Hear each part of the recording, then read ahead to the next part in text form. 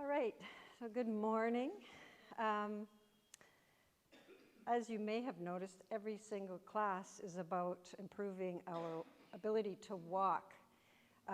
Basically, if you can walk with fluidity and grace and ease, you've got it made. If you can walk, you can run, maybe. There's potential there. You can dance, you can do all sorts of things. But if you can't walk, you're hooped, really. So, the more we can walk with awareness, the better it is for us. And hopefully we can all walk into our hundreds. I was going to say 90s, but that's getting awfully close.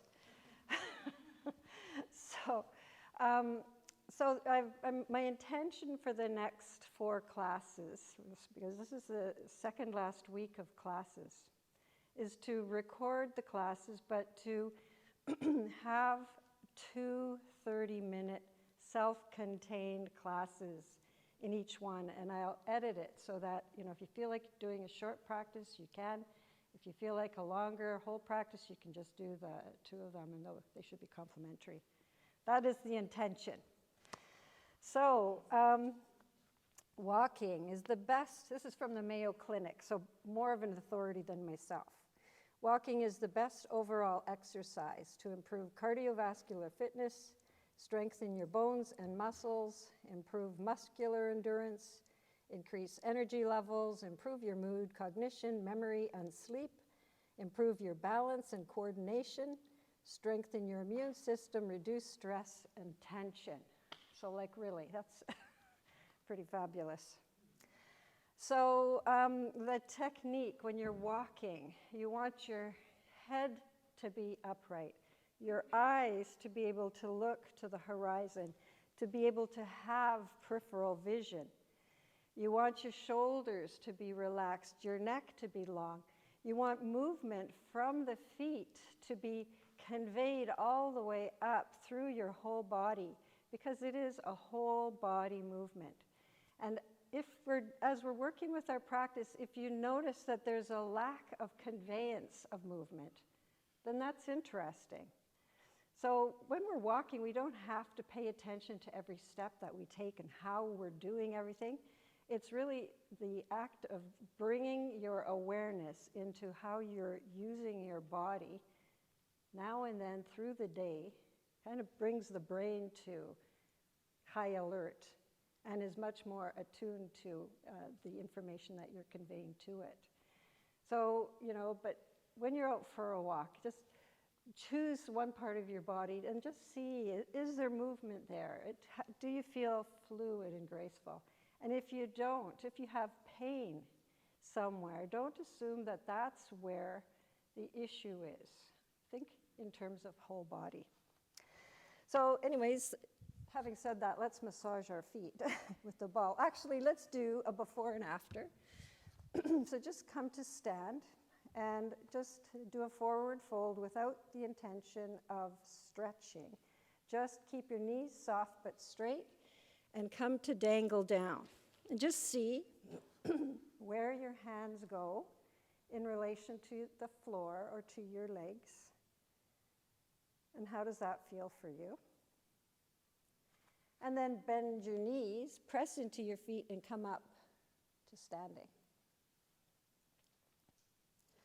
And then we'll just take a moment to check in and see how we feel before we do anything else. So just coming to stand without any particular plan on how to do it correctly. Just stand and feel yourself. The feet in relation to the earth, and how do your feet feel this morning? Do you have any sensitivity?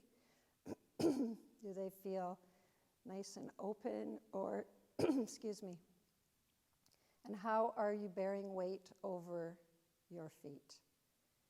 Is there symmetry? And then bring your awareness to your calves, your shins, and how do they feel? Your knees, are your knees soft or are they locked? Try for a moment to lock your knees and see what that does to your pelvis. Can you feel how it changes the angle of your pelvis to lock your knees. So soften your knees, and then feel your pelvis. And how does it feel? Do you feel as though the front and the back of your pelvis is equal and in length? Or is there shortening in the back or shortening in the front? Does one side of the pelvis feel higher or lower, or more sensitive or different in any way to the other side? Then feel your waistline. Do they, two sides of the waistline feel like they're at the same level? Or does one side of the waistline feel longer, flatter than the other? And then the chest, the rib cage, the front of the shoulders. Does it feel like your heart is open, or does it feel like your shoulders are trying to wrap forward around your heart? Or do you have a military posture where the heart is pushing forward and there's some tension at the back of the shoulders? The neck, how does the neck feel today?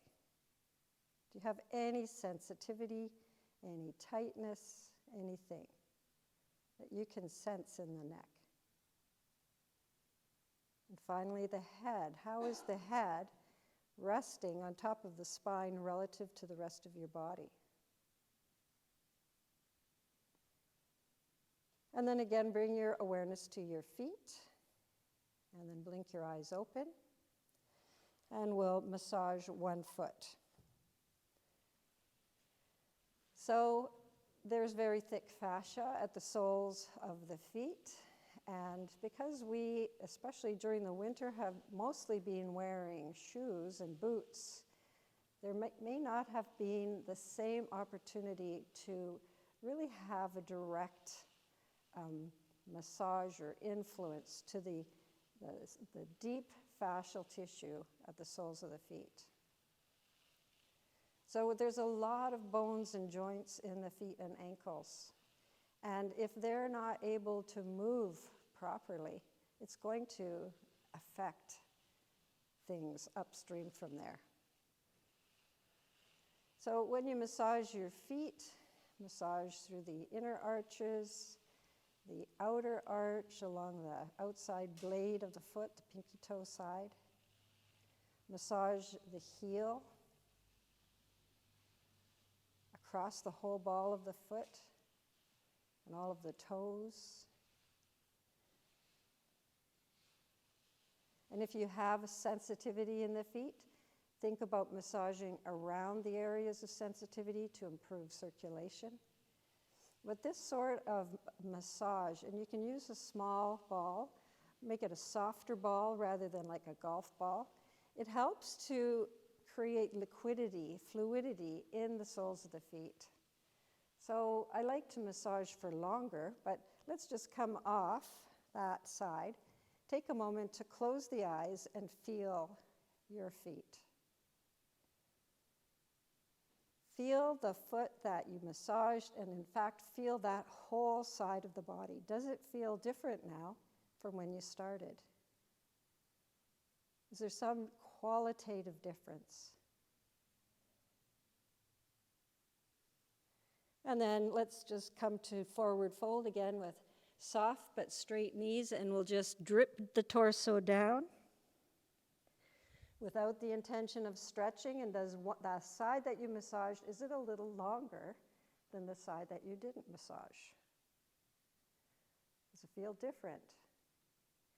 And then bend the knees, press into the feet, and propel yourself up to standing. And we'll do the same, excuse me, on the other side.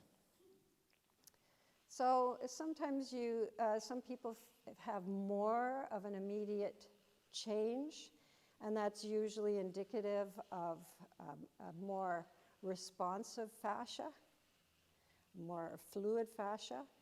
But if you just rolled out of bed before coming to class and you have that morning stiffness in your body still, or you haven't done a lot of moving, it might affect how you're able to move. Hydration levels also will affect the fascia. So fascia is laid down every single night as we're sleeping. When you get up in the morning and you can feel that little bit of stiffness before you get going, that is the new fascia, the new connective tissue that's being laid down overnight. And now when we begin to move, we create more fluidity in it. So if you don't do a lot of moving, you're going to notice a difference. So let's go back. Just won't spend a lot of time here with the ball. Again, straight but soft knees, and we'll drip forward. And how does that feel for you? Is there a difference from the first time you checked in? And then just take a moment to let the head be nice and loose at the top of the neck, and just maybe turn your head a little bit. We'll bend the knees and propel ourselves up to standing. And then shake out the feet.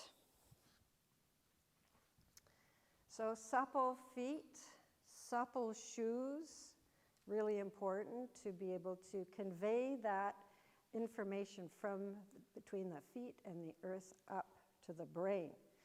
So very often we have tension in the feet, in the ankles, in the lower legs. So let's do our foot and shin release.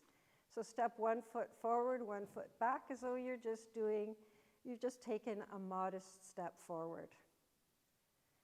Feel your foot triangle. Now, have your feet so that they're underneath your hip joint. So you're not kind of turned in one direction or another. The navel is still shining forward. So we'll bring the hands to the front of the pelvis, and right there at the front, they're the ASIS bones, little pointy triangles. Some people call them little head-like bones.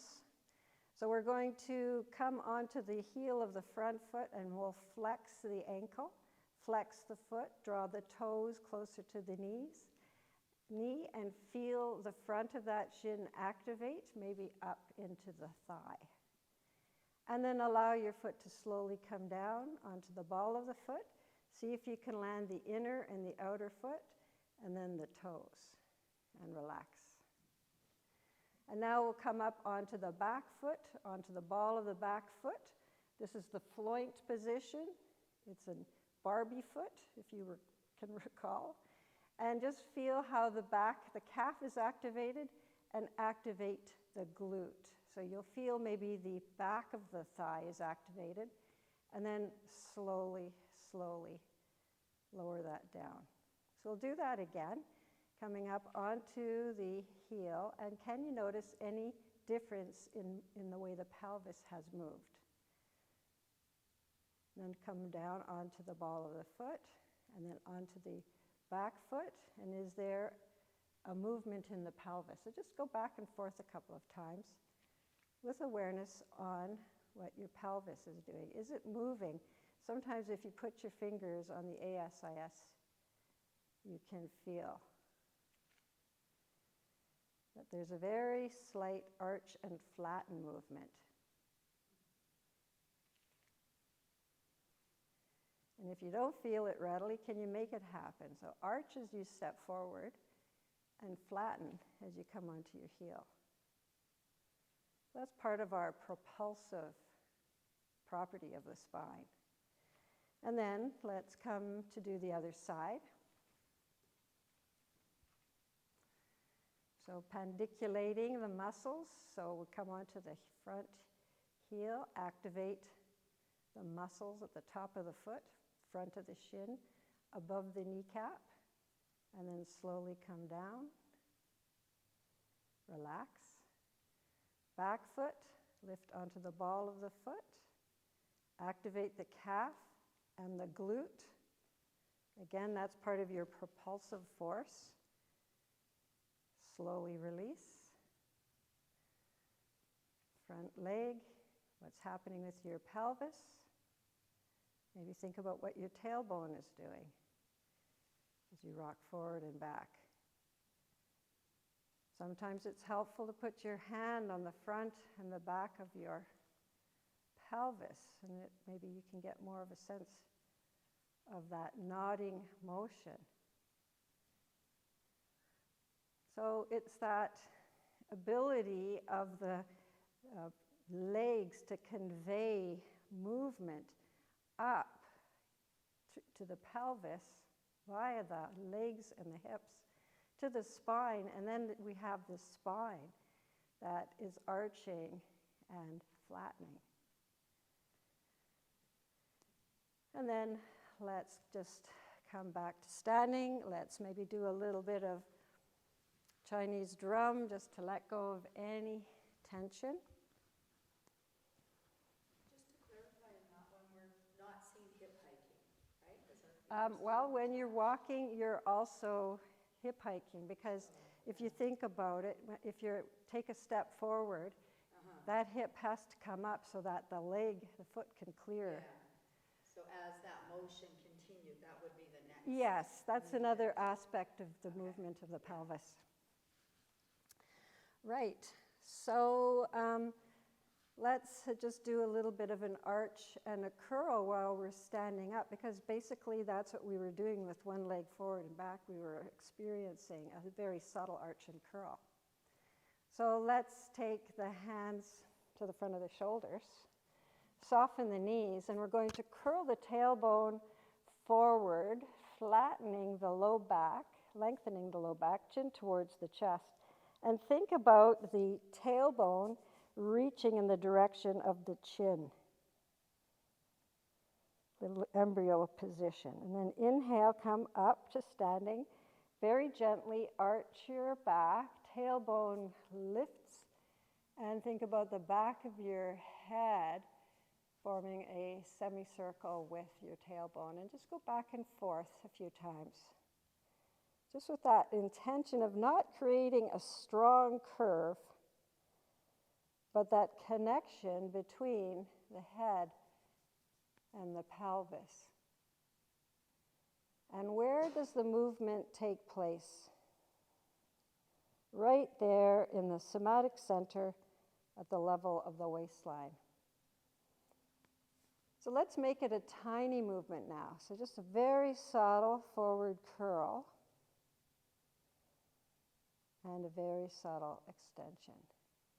Thinking about lengthening as much as flexing and extending the spine. And then let's release that, let it go. And so as Rebecca pointed out, or I was asking about, the hip hiking is an important part of our ability to walk. Just to take a step, every step we take, there's a movement up and down of the pelvis. And when we go up and down stairs, if you put your hands on the top of your hip and walk up the stairs, you'll be amazed at how much movement there is. So let's come up onto the ball of one foot, and with a nice quiet torso, hike that hip up towards the armpit. Feel that tension, and then slowly let the heel come down and let it release.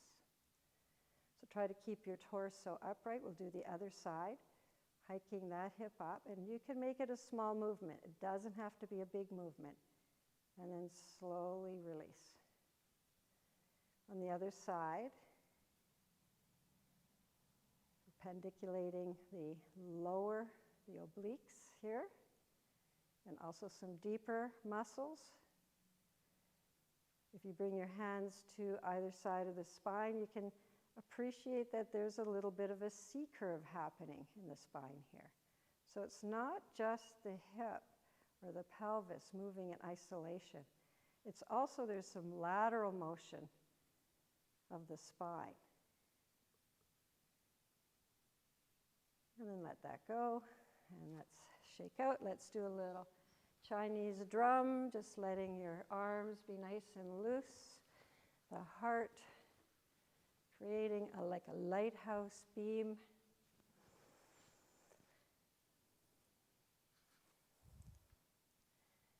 And so then there, from the waistline, there's the rib cage. Let's bring the hands to the rib cage, and as we walk, One knee will come forward and the rib cage will go in the opposite direction.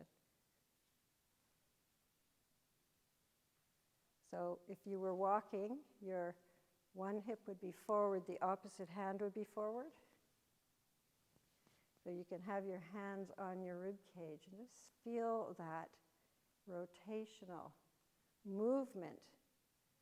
So trying not to move your pelvis side to side, because when we're walking, otherwise you'd be walking zigzag. Your navel is still shining forward, but it's the heart light that is able to move side to side. So let the heart light be like a sweeping light across the horizon. And so there's that, also that spring action here from the rib cage that helps to propel us forward. So we have the feet and the muscles of the legs. We have the rotational ability of the pelvis forward and back.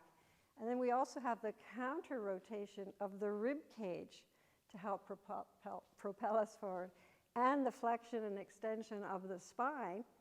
And then we have the arms, which are meant to be sort of accessories to the whole thing. So one hip goes forward as one knee and leg goes forward, the opposite arm. So you can just let them come along for the ride, but you can also add a little oomph to your walk by adding a little bit of an extra powerful swing. And in fact, why not take hold of some walking poles, imaginary walking poles, and with every step that you take, you're planting, planting, planting, planting. So you don't even have to leave your house. You could just sit, watch Netflix, and just go for a nice walk, planting your imaginary poles. And then let that go. A beef of mine is when I'm out walking and I watch people with walking poles and they're flapping. I want to pull over, excuse me. Sorry, I had to do a little bit of release there. So speaking of release, so if for your arms to be able to move freely, you need to have as little tension held in the shoulders. You want a combination of strength and stability, but also ease. So let's float the shoulders up towards the earlobes, pendiculating the muscles at the top of the shoulders. That feels terrible. And then slowly melt the shoulders down and let all the cares of the world fall off of your shoulders. Let's add the neck, because if your neck is tight, your shoulders aren't going to be able to move as freely. So as you lift your shoulders up, tip your chin up, keep your teeth closed gently, and feel that. And then slowly melt the shoulders down. Let the hands slide down the side of your legs, and chin comes to the chest. Let the head drip forward. Again, inhale, shoulders come up. Chin comes up, lift the eyes up. And then slowly let the head come down, let the eyes come down, let the arms slide down, chin towards the chest, eyes look down, back the neck yawns. Let's do that again. Inhale, shoulders up, chin up, eyes up. And then exhale. Eyes come through neutral, arms through neutral, shoulders, chin to the chest, eyes look down, and then relax. So our eyes are such an important part of the way that we are in the world. There's such a direct conveyance of information of the world around us through our eyes. But especially these days, we are very fixated on our computers, on our phones, driving, television. It's all very forward. So we're going to do a little eye movement. So we're going to Spin the palms forward, draw the shoulder blades towards one another, lift the chin, lift the eyes. You're a flower looking up towards the sun. And then exhale, allow your shoulder blades to come apart. Shoulders come towards one another in the front. Chin comes down, eyes soften, eyes closed. Flower's going to sleep at night. Let's do that again. Inhale, open the eyes. You're waking up. Lifting the eyes, lifting the face towards the sun. Let the heart lift up. Feel the energy in the spine, and then slowly spin around. Bring the shoulder blades apart, shoulders together. Squeeze in, and then relax. Let that go. I'll do a little Chinese drum.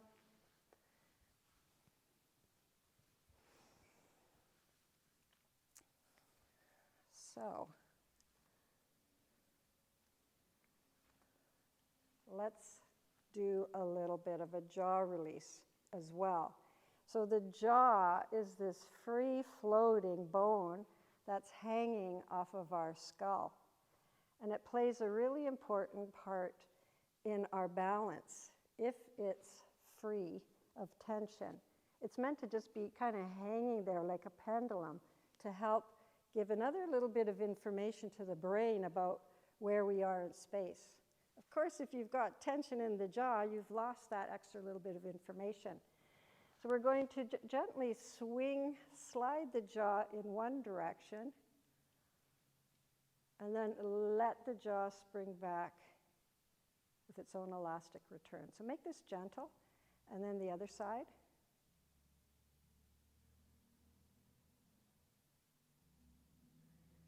Again, just notice, do you have equal sensation, equal movement, one side of the jaw as compared to the other? And is that elastic return, does it feel elastic? Or does it feel a little jumpy, shaky? So let's kill two birds with one stone. I don't know why, that's a terrible expression, but we're going to slide the jaw in one direction and slide the eyes in the opposite direction, and then find the elastic return. And I'm going to take pictures because it's so hilarious to see you guys doing that.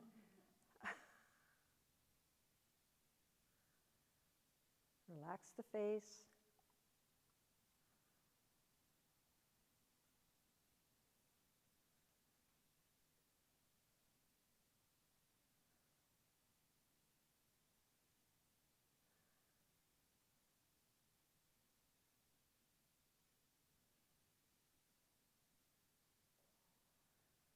And then close the eyes. Let's clap the hands, rub up a little heat.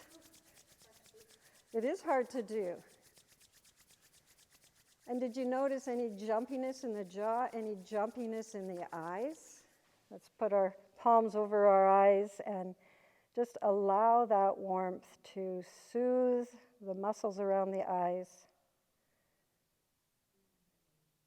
The optic nerve goes right into the center of the brain, and it crosses at the level of the pituitary fossa, which has been kind of identified as the area of the third eye. Let's wash the face with our hands, smooth the forehead, smooth the temples. Nice little circular massage around the jaw. You can open and close the jaw.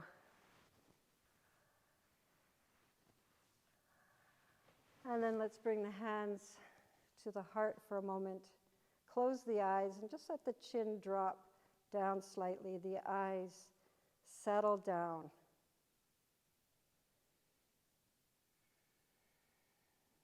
And then bring the awareness to the heart space.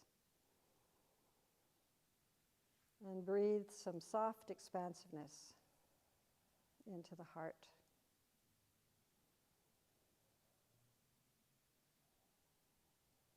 With every inhalation, just feel maybe that there's a flower opening on the inhalation, and then softening with the exhalation.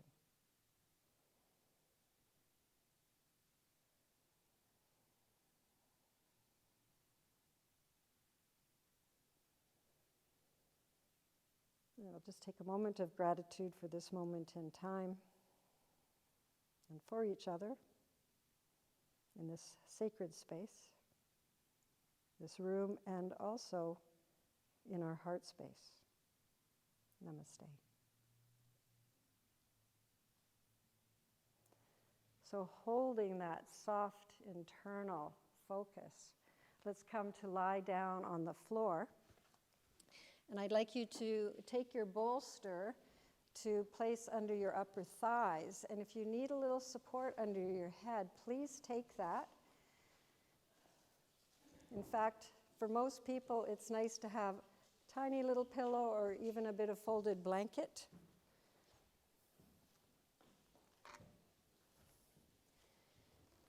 And if you can, with this support under your thighs, extend the legs out along the floor.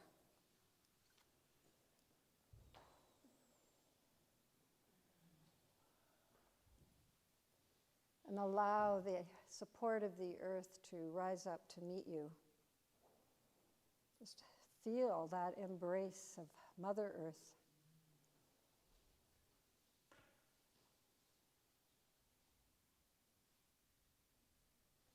So as we settle onto the floor, so many of the postural muscles that have to work hard to hold us upright when we're standing are able to relax.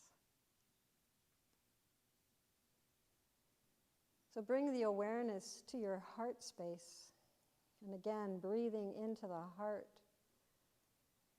Feel that soft expansiveness in this place. Feel as though the rib cage is broadening with every inhalation. And then feel the elastic return of the ribs with the exhalation. So see if you can, right now, make the inhalation the active part of the breath cycle. And then the exhalation is passive. It's just coming back to yourself.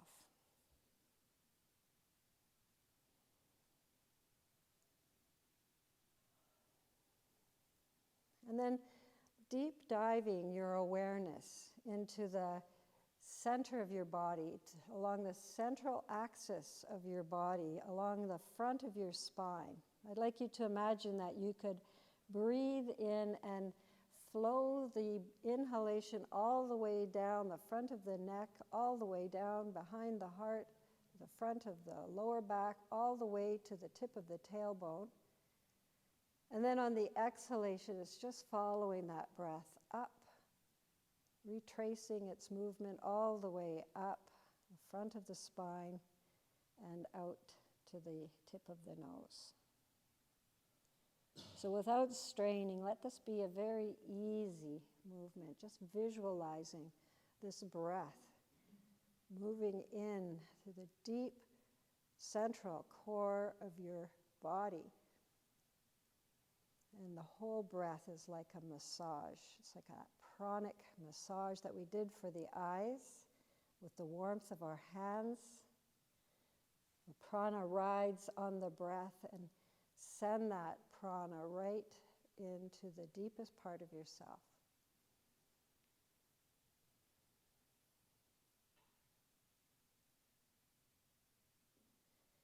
And as you breathe in and out in this way, can you feel that there's a very subtle movement along the spine, the length of the spine? Can you sense that there's a very subtle arching and flattening happening in the neck and also in the area of the waistline? And you might not be able to feel it, but if you can't feel it, imagine it. A little gentle arching of the low back at the waistline with the inhalation, and then a softening, a lengthening on the exhalation.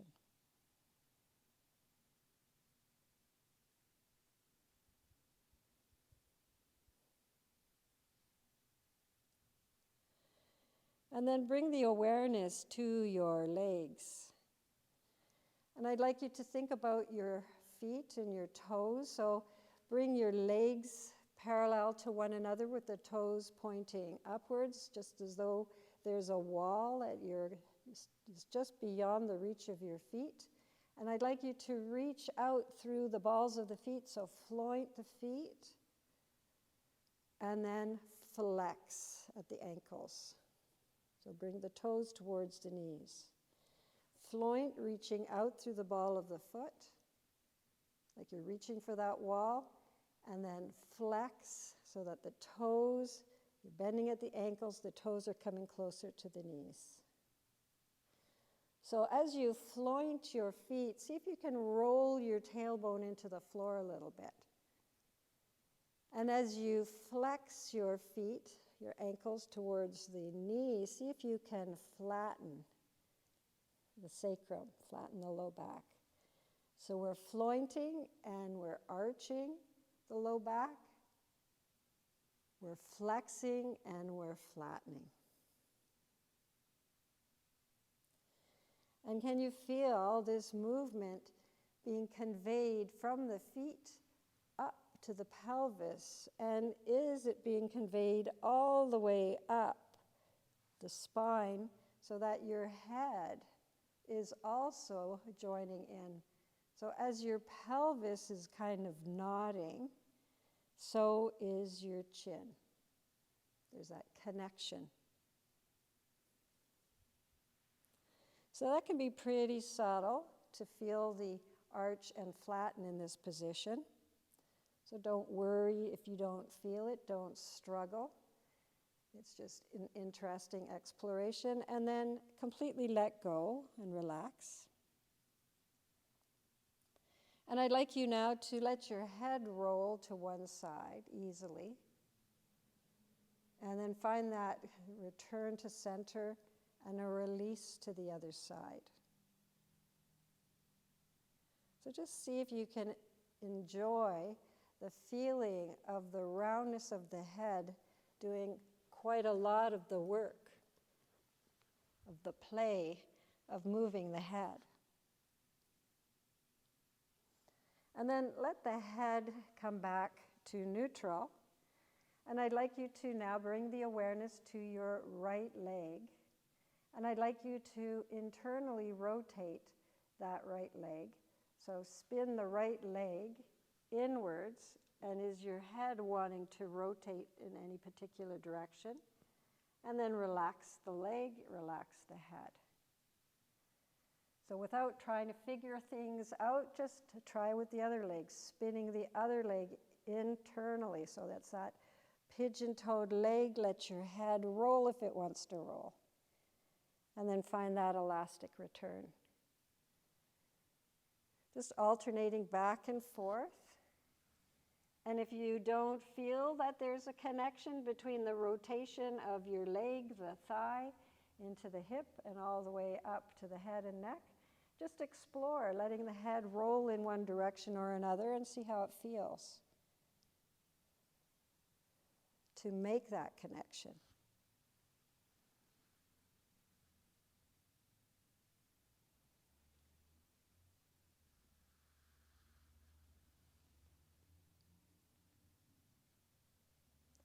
Very relaxing. And as your head is rolling, is your jaw moving? Are your eyes soft so that even the eyes feel like they're floating? We carry a lot of tension in the eyes, especially when we're concentrating and looking hard for something.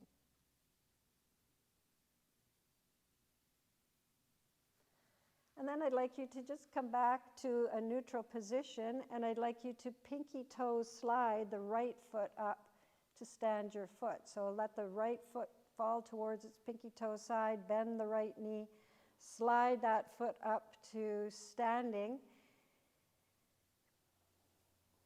And I'd like you to really relax your left leg, and keeping your right foot standing on the floor, I'd like you to pull the right heel against the resistance of the floor towards the pelvis, and then release it. So just try that again. So this left leg is extended along the floor, resting on your bolster.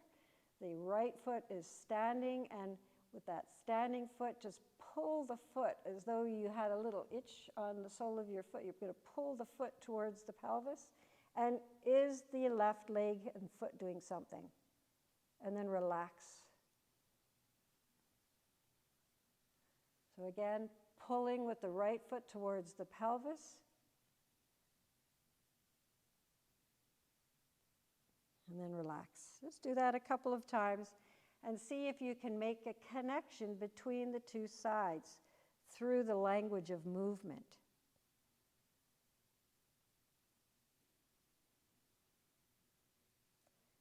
And can you feel as you pull that foot towards the pelvis subtly that there's a movement in the pelvis? That it's creating kind of a nodding, a flattening, or is it an arching? What do you feel? And then let that go, and then bring the awareness to your standing foot, and then just rock on the foot. So you feel like you're rocking on the medial side of the foot, the big toe side, and then the pinky toe side, just back and forth.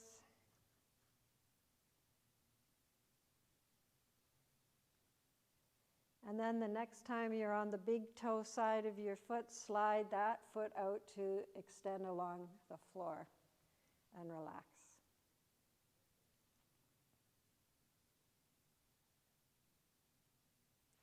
Let's pinky toe slide the left foot up to standing. So find your foot standing. Feel the foot triangle. And we'll pull the right heel or the left heel towards the pelvis and relax. Let's do that a few times. So it's like you're pulling against the resistance of the floor. And is your right foot moving? As you pull your foot towards the pelvis, do you feel as though the pelvis is nodding, that the tailbone is pressing a little more firmly into the floor?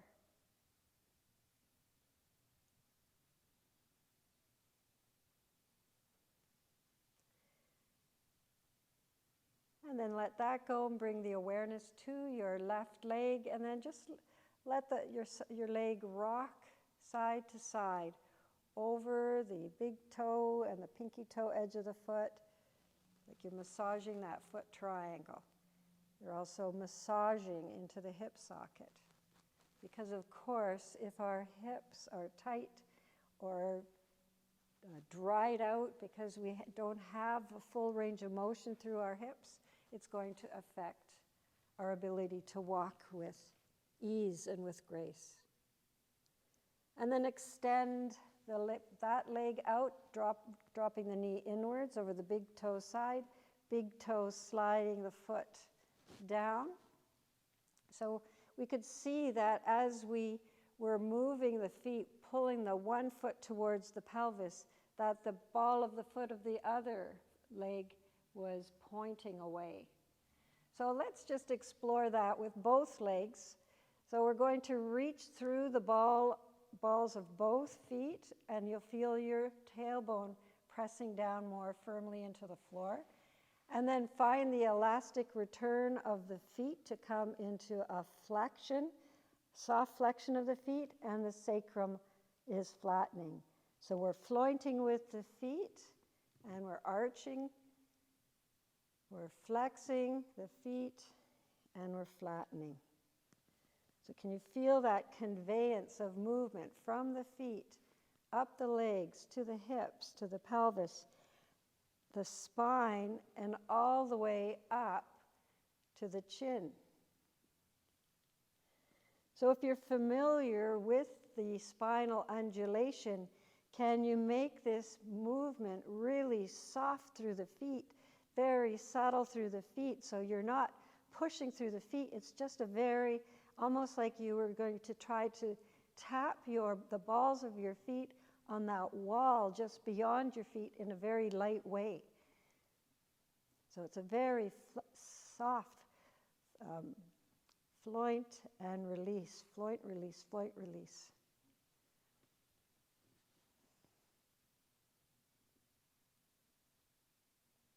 So try to make it as little muscularity as possible. Have it be almost more like an energetic release. So you feel this pulsation right through the center of your body. So this is a difficult movement for a lot of people to find, because if there's tension, particularly through that central axis of the body, it's going to interfere with that free flow of energy. So let that go now. Let your mind relax. Take a nice deep breath in through the nose and out through pursed lips. And then very luxuriously, pinky toes slide up one foot first, and then the other foot.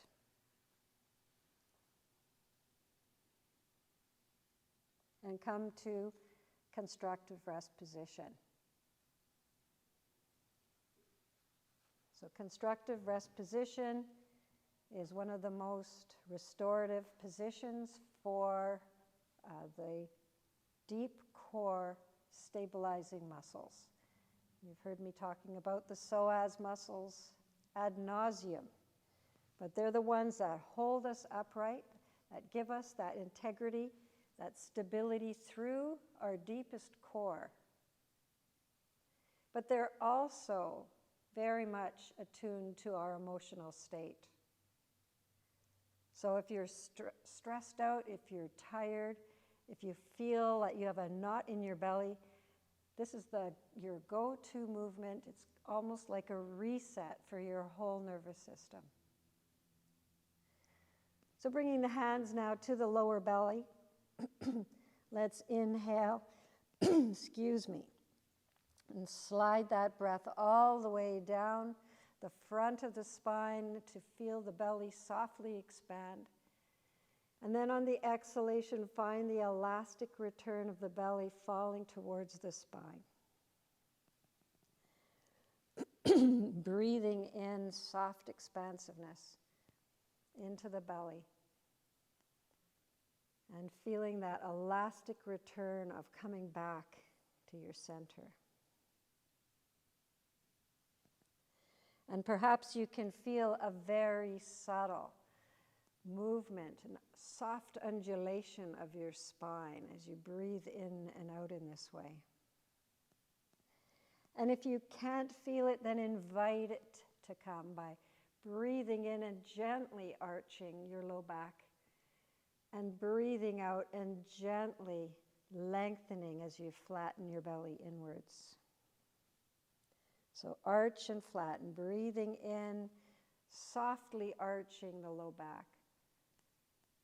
Breathing out and softly flattening the belly and lengthening the low back. And again, is your chin nodding up and down as you arch at the somatic center, as you are nodding your tailbone into the floor and then flattening the sacrum? Can you feel that connection of movement right through your somatic center? And basically, this movement is a kind of an amplified version of that spinal undulation that we were exploring just now earlier by just moving with the feet. So you can find that undulation by just making the height of this arch and flattening subtle and more subtle and more subtle, and just see if you can feel that energetic wake-up call to your deep core, your axis, central axis of your body. This is hydrating the muscles that are supporting your spine and hydrating the discs that are the buffers between your vertebrae. Such a fantastic, beautiful, effective movement. And then let's take the hands up behind the head and support the head. You can maybe think about interlacing the hands in the non-conventional way whenever you have an opportunity to do something a little different, to become a little more ambidextrous. I challenge you to do that. And then inhale and gently, luxuriously arch your low back away from the floor. Press your shoulder blades into the floor, maybe your elbows if that's accessible to you. And then exhale and flatten the belly in towards the spine. Swing the elbows in towards one another. Squeeze the front of your shoulders in towards one another and slightly lift your head away from the floor, just so I could come and slide a piece of cardboard under your head. Slight. And then release the head, release the shoulders and the elbows, and relax. So as you do this the next time, make it an even more subtle movement of the head. Lift and feel that engagement deep into your core. Inhaling, arching will lengthen those muscles along your spine. Exhaling and flattening will begin the process of engagement, and then elbows come towards one another, chin tucks, and float the head slightly away from the floor and pandiculate the upper end of the psoas. Feel it engaging to help lift the head, and then slowly, slowly release and relax everything. So try to have a playful attitude as you're working with your psoas muscles. They're very, very sensitive to your emotional state. Let's make it a bit bigger now. So breathing in, arching, breathing out, and flattening, and elbows come towards one another. Feel that initial deep activation, and then curl up some more to feel the superficial muscles of your upper abdomen. And then slowly release and feel the release of the upper abdominals, the lengthening of your upper psoas, and the relaxation of your deep core as you let the head relax and the elbows relax. Just do one more and think of yourself as a multi-layer cake that you can just tune into all the flavors that you encounter along the way.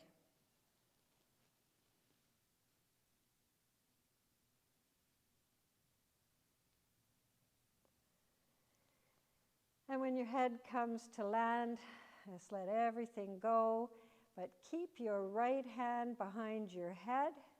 Bring your left hand to rest on your belly. And we're exploring releasing the serratus muscles that wrap around the rib cage in this past week. So if you recall, you reach with the left hand, you slide it across your torso towards your right ASIS, and you'll feel a yawn-like sensation at the back side of the left rib cage. And then release that hand and let it come back. So again, we'll inhale, we'll slide the left hand towards the right ASIS, the right hip down towards the hip. Let the head roll towards the right. And then slowly, slowly release. One more refinement. We're going to slide that left hand towards the right ASIS, and we're going to slide the right shoulder blade towards the spine as we reach and we roll towards the right. The head rolls towards the right. And then relax. Can you feel that the left side of the body is having a lengthening, a yawning experience? The right side is engaging through the side rib cage and through the shoulder. So now we're going to go all the way onto the side. So let your head roll to the right. Reach and slide with the left hand towards your right ASIS. The rib cage starts to roll, and then let the legs fall over towards the right and come to lie all the way up onto your right side. You might need to make your way back onto your mat. So we tend to move in really habitual ways, and very often those ways can create tension and fatigue and a wearing out of joints over a long period of time. So I invite you to explore turning onto your side instead of flopping your legs over, to reach and build that stability, that mobility through your upper body, that connection. So coming to that side-lying chair pose where your torso is parallel to the long edge of the mat behind you. The knees are drawn up nice and high, hip height, and your lower legs are parallel to the long edge of the front of your mat. So side-lying chair pose. We'll take the top hand, the left hand, and rest it on, lying that onto the top side of your body. So there's the pinnacle of your hip, the high point of your hip. And we're going to keep the knees stacked, the feet are connected, and we'll just do about 3 slow motion clamshells. So floating the top knee up and away from the bottom knee, slowly up, explore your full range of motion without letting your pelvis rock backwards. Feel the muscles that are doing the work, and then slowly lower the top leg down. So I can see some pelvises rocking and rolling.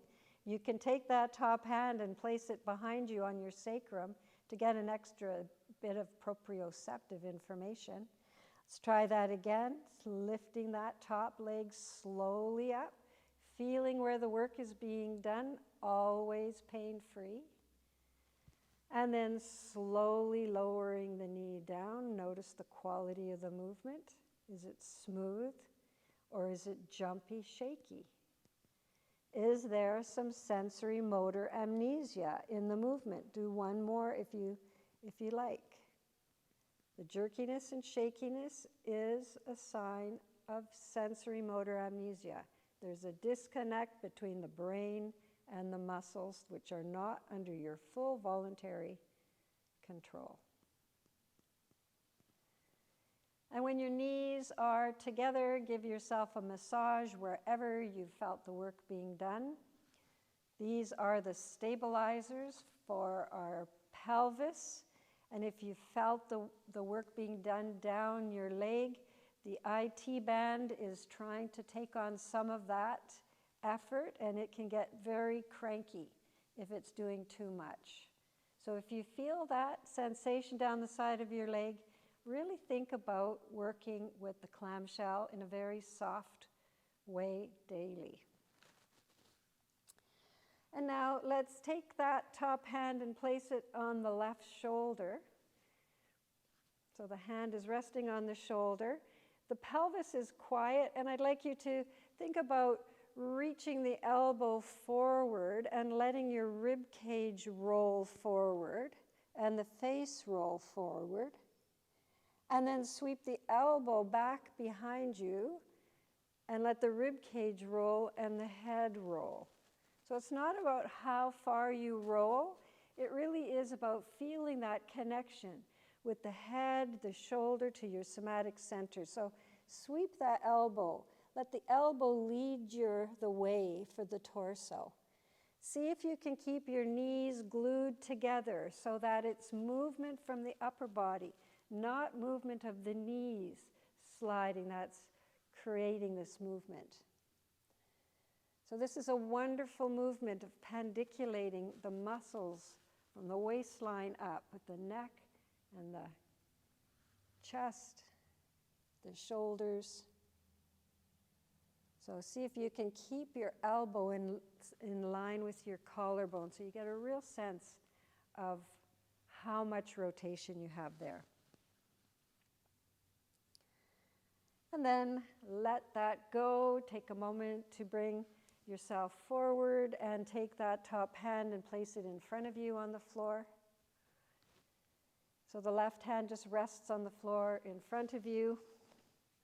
And we'll bring our awareness now to the lower body. We're going to extend the top leg straight down to the base, towards the base of the mat. Reach for that wall that's just beyond the foot with your foot triangle. And then reach that leg back behind you. Swing the leg back. Reach through the ball of the foot for the wall. Keep the knee nice and the leg nice and long. Engage your glute and roll your torso forward. And then come back to neutral. Neutral leg, neutral torso. And then bring the instep of your left foot to rest on your right ankle. And then slide the arch of your left foot all the way up towards your right knee within your comfort zone. And then swing your torso back behind you. So open up the chest towards the heart. So let's swing, reach down with the leg and back with the foot, flointing the foot. We'll slide that left hand forward on the floor. Let the head and the face roll towards the floor. And then we'll slide that left hand to rest on the front of the left shoulder as we slide the instep of the left foot up towards the knee. So roll the chest open as the foot slides towards the knee, and then just go back and forth, articulating through your center. Such complicated movements first thing in the morning. And can you feel that there's pleasure in the sliding of the foot on your leg and the easy rolling of your head and the sliding of your hand? And there's just this fluidity that comes through your somatic center in a place of comfort and ease. And then relax and let that go. We'll roll over onto the back.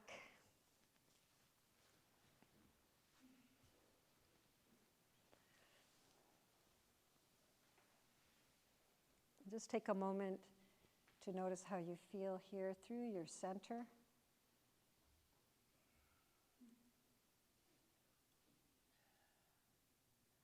So we're moving all of our whole body, but can you sense that this movement really does come, it intersects right in the somatic center? So let's pinky toe slide the feet up once again. We'll do that nice serratus release on this side. So bring your left hand up behind your head. The right hand rests on your rib cage, and then the head rolls to the left. The right hand slides towards the ASIS on the left side. And maybe you can tuck the shoulder blade of the left arm towards the spine a little. Feel that connection and then release. So see if you can make it a little softer, a little more fluid, a little more subtle. Just the upper body. The head rolls to the left. The right arm reaches. The left shoulder blade snugs in towards the spine. And then release. Just do that maybe a few times. Just let the head roll on the floor if you can. Just one more time. Just really feel that the whole movement is integrated from head to your waistline.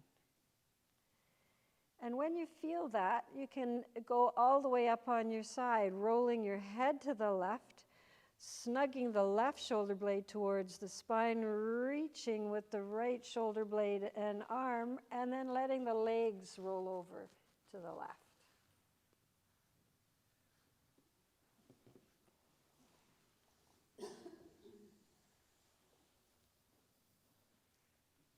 So that serratus muscle, that is the top of it, the origin of it is on the shoulder blade. The middle edge of the shoulder blade goes underneath the shoulder blade and attaches on all of the ribs, all the way down to the front sideline of the body. It can really interfere with that free flow of movement of the rib cage rolling. So bringing yourself into the side lying position, and we'll take the clamshells, 3 clamshells, slowly lifting the top knee up without moving the torso at all. It's just the leg, and then slowly, slowly down. The shoulders are stacked one on top of another. The 2 edges of the sacrum are stacked, and there's a clean sweep of the knee up and a clean sweep of the knee down. So make it slower, make it smoother. If there's that jerkiness or shakiness, erase that amnesia, sensory motor amnesia. And then we'll massage where you felt the work being done.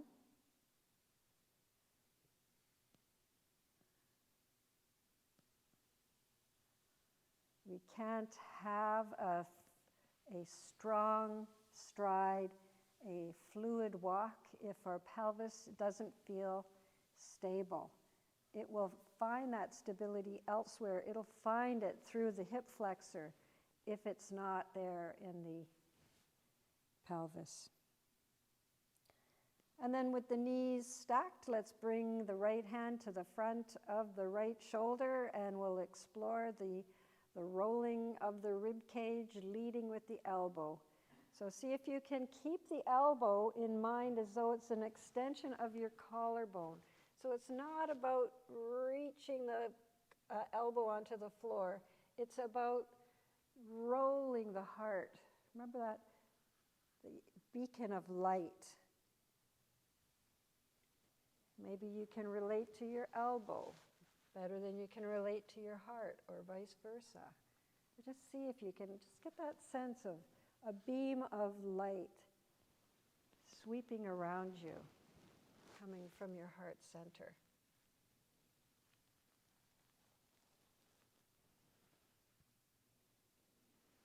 And does it feel different on this side as compared to the other? And when you've explored this as many times as you like, when you're at home, sometimes you might like to linger on a particular movement because it feels really good, or maybe it feels like there's some sensory motor amnesia there. I'm going to make it more subtle. I'm going to make it more slow. I'm going to play here and stay here a bit. And then come back to your neutral starting place. Bring your right hand to rest on the floor in front of you for stability. As you extend your top leg straight down, reaching out through the foot triangle, and then sweeping that leg back behind you, flointing the foot, activating the glute. And then bring that knee back forward. Rest the instep of the right foot on your left ankle, and then slide the arch of your right foot towards your knee. It doesn't have to go all the way to the knee.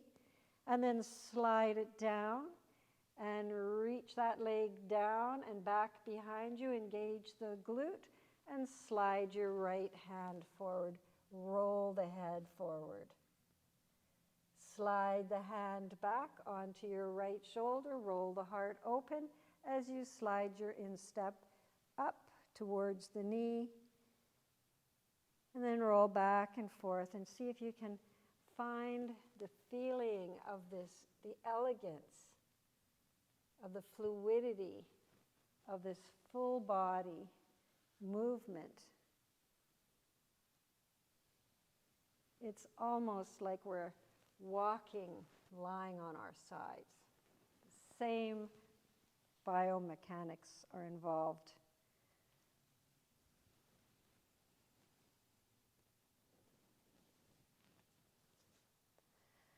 And then slow that down. I quite like just making it a smaller movement and a smaller movement. So you just maybe come to stillness over a few more movements until you come to relative stillness, but it still feels like you're moving internally.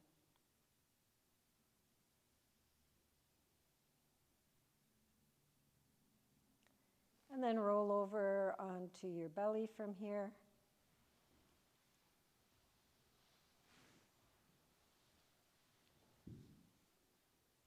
Extend your legs long one at a time. So just grow your legs really nice and long. You might like to just drop your pubic bone down onto the floor. Let your head roll easily from side to side.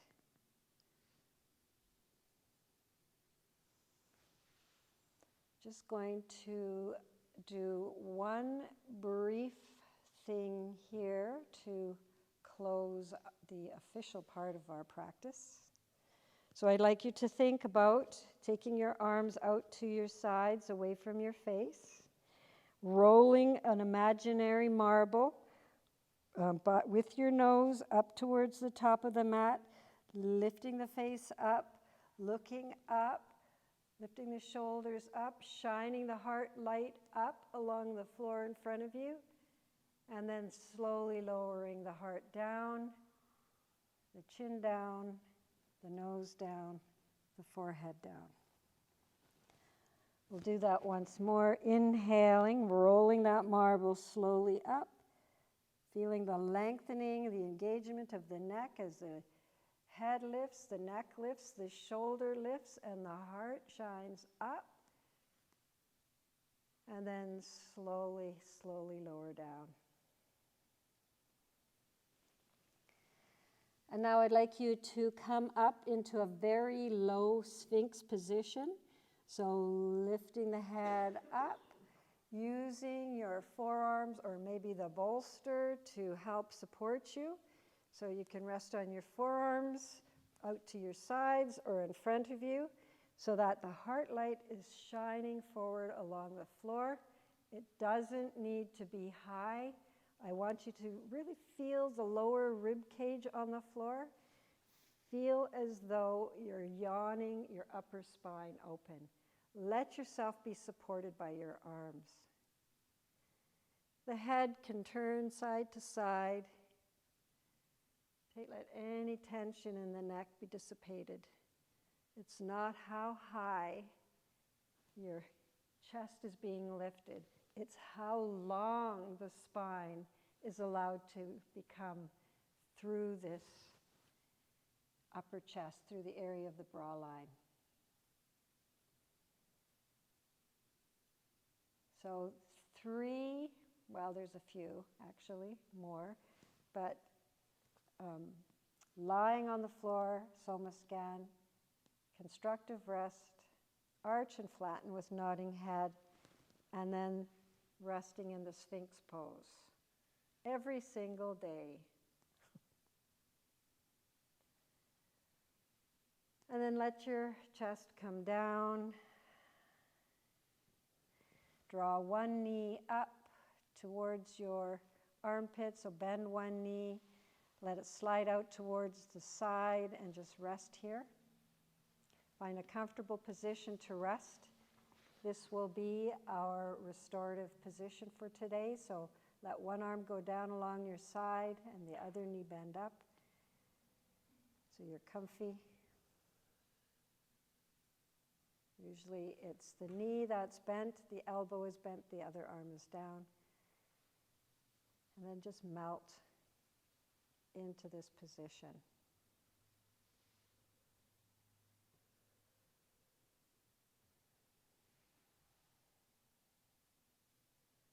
Is there any adjustment that you can make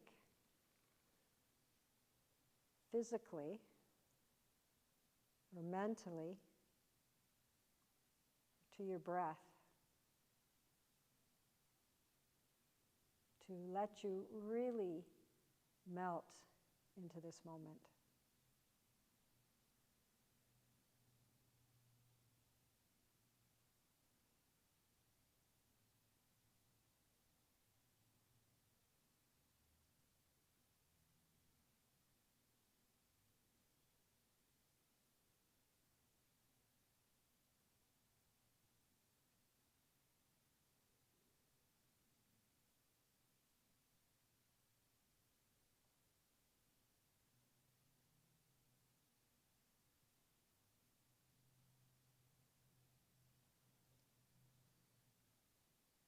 Just a few more breaths here, inviting the essence of a smile onto your face and into your heart.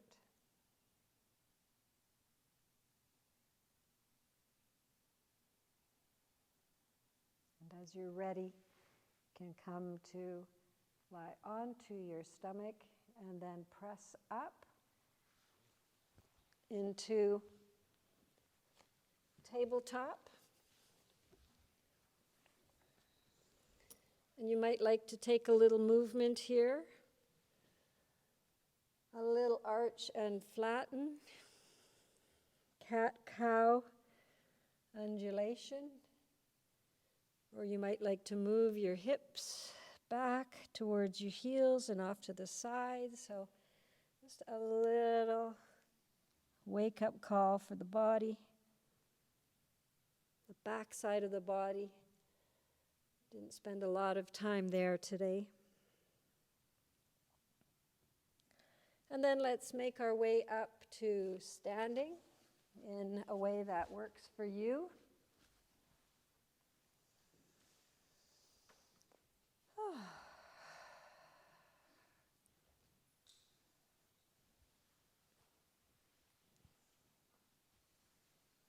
Isn't it glorious to have this view out of the windows? So blessed. Let's bring the hands to the heart. Take a moment of gratitude here. And may the fourth be with you. It had to be said. Namaste.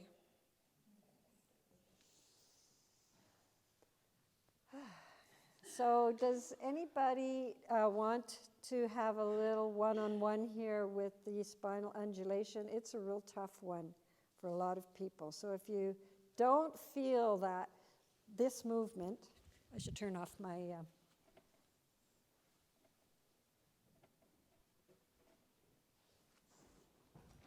So by spinal undulation,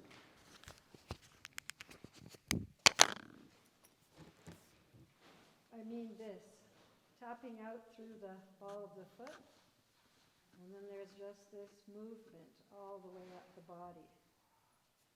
Pubic bones sliding, the feet are pressing out, the chin is bobbing up and down. You can also do it with the feet standing, pulling the heels towards the pelvis and releasing.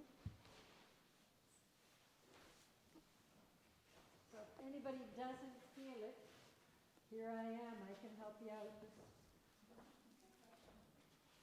was really interesting when we were on our back and you had us, that's always my trigger when I bring my, we're in a resting, supported rest, and I bring my heels closer to my bum. That's when I get my leg cramps. Oh, okay. But it didn't this time because I engaged more in the pelvis. So I thought it was really interesting. Yeah. So that So might where be do you something get I can your, use. where do you get Hamstring. the hamstring? So it might be something I'll be able to use when I get the cramps. Yeah. Because that's the trigger for me. If I Well, bring it my is a pandiculation, you know, Yeah. you are engaging. Yeah. That's what's pulling the tailbone down. Yeah. So So this- that made a huge difference because Yeah. we started and then I listened and engaged that the pelvis more. Try doing, Yeah. try to find it, Yeah. and then try to find it without using your feet, Okay. and then try to use your feet and let Right. match the effort between the pelvis and the feet. So try to make the movement happen from different places. Yeah. So because Yeah. your legs No, it was might be really working. interesting because that's always the trigger for me. Like as soon as I trapped the hamstring, It that's must where be it. very tight to begin with. Well, I mean, here I can stretch though. Yeah. Like I can You've go. got a lot of flexibility. I've got a there. lot of flexibility. But it might But be it's a in the lack. contraction. It might be a lack of stability in it. Yeah. Very often, if you've got a lot of Oh, it can also be neurological. maybe, but if you have a lot of flexibility, Yeah. sometimes it means that there's a lack of stability supporting. So, Yeah. anyways, sorry, interesting. This whole thing here. Thanks for helping.